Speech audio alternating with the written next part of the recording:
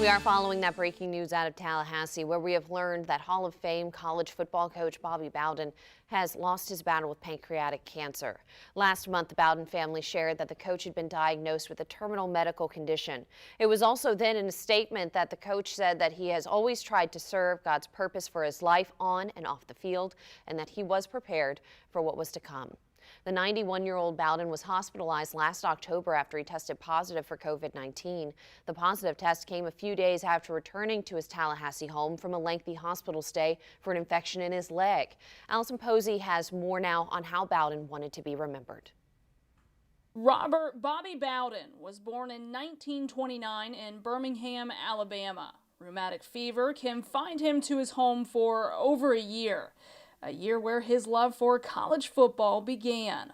Bowden listened to Alabama games on the radio. He would play for them for a year before transferring to what is now known as Samford University. His first appearance in Tallahassee as an assistant coach in 1962. He'd return to Florida State almost 15 years later, and he'd never leave. I was here so long. Gosh, it's hard to believe. 40 years.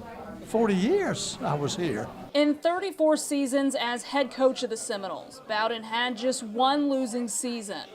He won 2 national titles and 12 conference championships, and the driver behind it all, his faith. A lot of times you say, should I quit? Should I do something else? I'm not winning. Then that faith would always bring me back.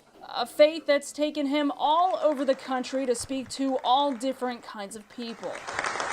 The message for Bowden: without faith, there would be no football. And that's what he's trying to instill to the hundreds of young men that pass through his program. I think one thing you enjoy most about coaching is the relationship you have with the boys when they raise family and raise children, and you hadn't seen them in 10 years, 5 years.